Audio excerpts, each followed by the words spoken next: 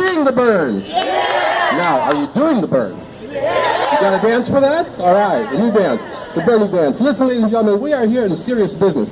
This is a political revolution for social justice, am I right? It's not a Tea Party. We know who the Tea Party are. We are people for American values, which means jobs, education, health care, minimum wage increase.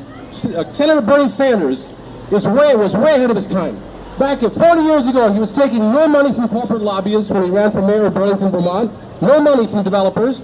He ran a grassroots campaign 40 years ago, and he ran 7 times for mayor until he finally won. You know that? Woo! He won by 10 votes.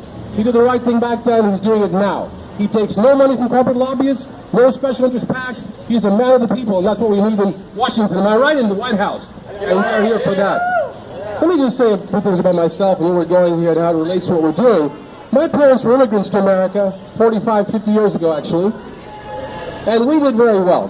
My father and mother went on to graduate school. My dad was a psychologist. My mom was a special ed teacher.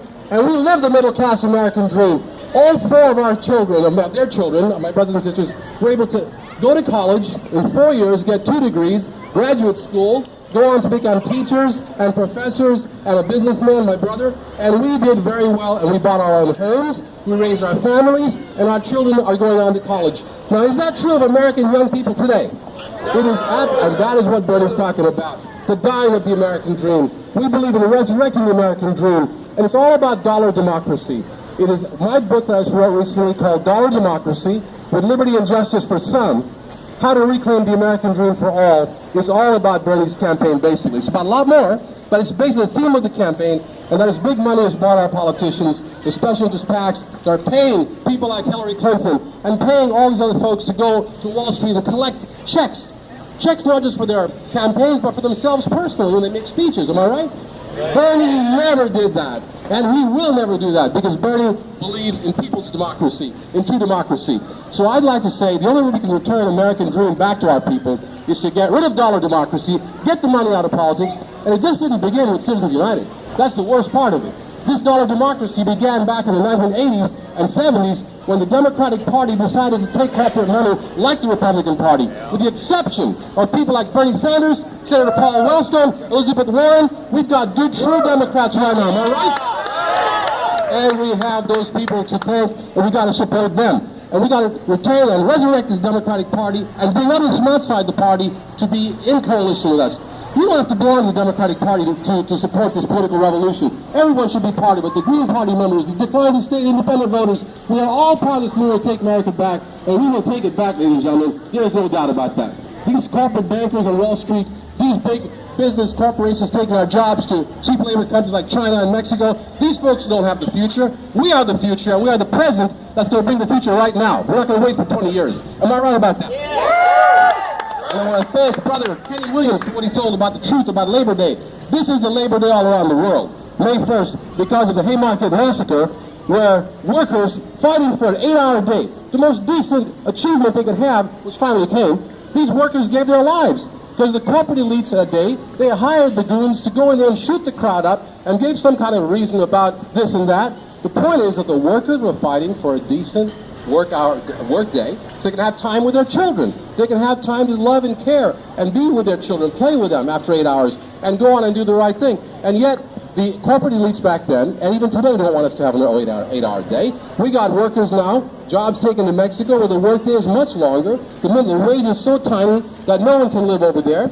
And when Trump talks about illegal immigrants, that guy's way off the mark. Am I right? Yeah. Does he have any concept of economics? Does he know about free trade and NAFTA, which ruined this country and ruined Mexico and drove the middle class to the ground in Mexico? Because NAFTA took the cheap jobs over there. They're paying the workers next to nothing over there. And, by the way, NAFTA also allowed the corporate farmers here to dump their corn, their GMO corn, on Mexico and sell it cheaper. Am I right about that?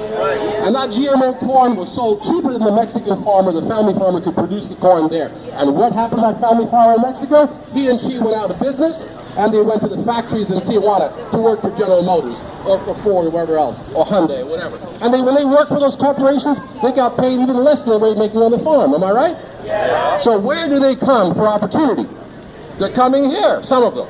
Some of them come here because this is the land of opportunity and because they're driven out from there because of these free traders, these corporate elites that don't care about American workers. They don't care about the American middle class. They don't care about the Mexican workers, the Mexican middle class. They care about their own pocketbooks and their checkbooks and their corporate, right? And their Wall Street stocks. And that is going to stop because we the people are taking this back, ladies and gentlemen. And let me tell you something. Yeah, all right, let's hear that. Taking it back, taking our power back. I am so happy and proud to see so many young people here from colleges in the whole area, because you young people are leading this revolution. Without you, we could never do it. And you know, Bernie has been doing great with your voting group. Am I right? And you're going to keep doing it. And we know that whenever independents are allowed to vote in these primaries, Bernie just takes the cake. He swamps them out the vote. Am I right? When the independents can vote. So I say we should open up all these primaries to independents and let everyone in America vote. We should ban the Electoral College. We should raise our minimum wage. Electoral College! We want direct democracy. Now, here's something else. In America today, the gap between rich and poor is 400 to 1. The CEOs in America are making 400 times the income of the average worker. You know what that's up from? Back in 1980, before Reagan, it was 40 to 1, ladies and gentlemen. The CEOs are making 40 times the income of the average worker. Now it is 400 to 1. The top 1% captured 93% of all the new income that came into America in the last 7 years since the recession. The top 1% captured 93% of the income. Are you surprised why the gap is growing like that? And to me, that is a social sin. We cannot allow that to happen. It's immoral. Anyone with any kind of faith, or those good friends of ours who are atheists who care about morality and ethics, we all know that it's wrong to deprive people of food, to deprive them of education, to ruin our environment. Global warming is just capturing all the storms and the horrible tornadoes, and all those things are happening because of the oil companies being out of control, and the oil companies being allowed by the corporate elites to pollute the air, to keep on digging and drilling and fracking and acidizing and things like that, pollute our water, pollute our air, and we the people will not take it anymore, because the only ones that can turn this around is not the elites, not the top 1%, the top 1.5%. Who can turn this around, ladies and gentlemen?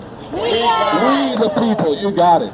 Well, it's a pleasure to be here, and I must say, it is always a pleasure to be in Orange County, because this is my work home. I've worked at Cypress College for 30 years, and my heart and soul are there, even though I live in Long Beach. But thank you so much, and God bless you all. Let's keep the fire burning! Bernie Sanders for president! Bernie Sanders for president. We'll all work our hearts off to get him in there. Thank you so much, Governor. Thank you so much, Peter. That was wonderful. Now, the caucuses will open their doors at 2 o'clock, so we're asking anyone that is